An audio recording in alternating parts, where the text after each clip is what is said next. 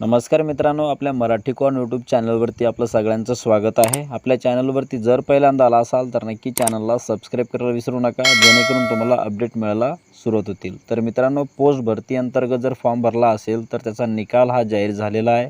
निकाल जर हा पाहायचा असेल तर संपूर्ण प्रोसेस आपण या व्हिडिओमध्ये बघितलेली आहोत, तर नक्की हा व्हिडिओ शेवटपर्यंत बघायला विसरू नका। तर चला व्हिडिओला सुरुवात करूया।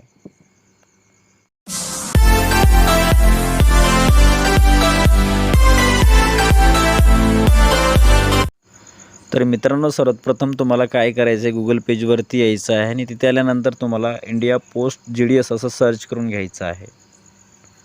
अशा प्रकारे सर्च करून घेतल्यानंतर GDS ऑनलाईनचा ऑप्शन आहे, त्याच्यावरती क्लिक करायचं आहे। पहिला ऑप्शन आहे।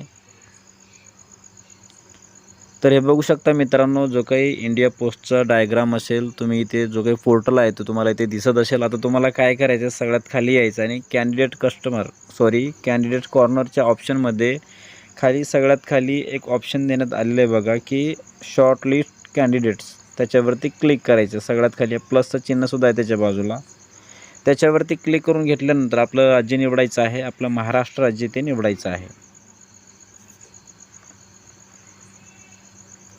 हे बघा, अशा प्रकारे महाराष्ट्र राज्यावरती क्लिक करून घेतल्यानंतर सप्लिमेंटरी लिस्ट फर्स्ट आणि सप्लिमेंटरी लिस्ट सेकंड अशा दोन लिस्ट आहे। तर तुम्ही दोन्ही लिस्ट बघू शकता। आपण पहिली लिस्ट बघूयात।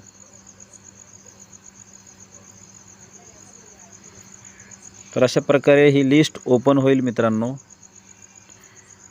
तर इथे बघू शकता की GDS ऑनलाईन एंगेजमेंट शेड्यूल जानेवारी 2025 अंतर्गत जी काही या भरती अंतर्गत जी काही भरती झाली होती आणि त्याच्यासाठी तुम्ही फॉर्म भरला असाल तर त्याचा निकाल तुम्ही अशा प्रकारे ही लिस्ट पाहू शकता। तुमच्या याच्यामध्ये जर नंबर लागला असेल तर तुम्ही पात्र झालात किंवा तुम्हाला जॉब मिळाली, अशा प्रकारची एक उत्तम न्यूज तुम्हाला या अंतर्गत मिळेल।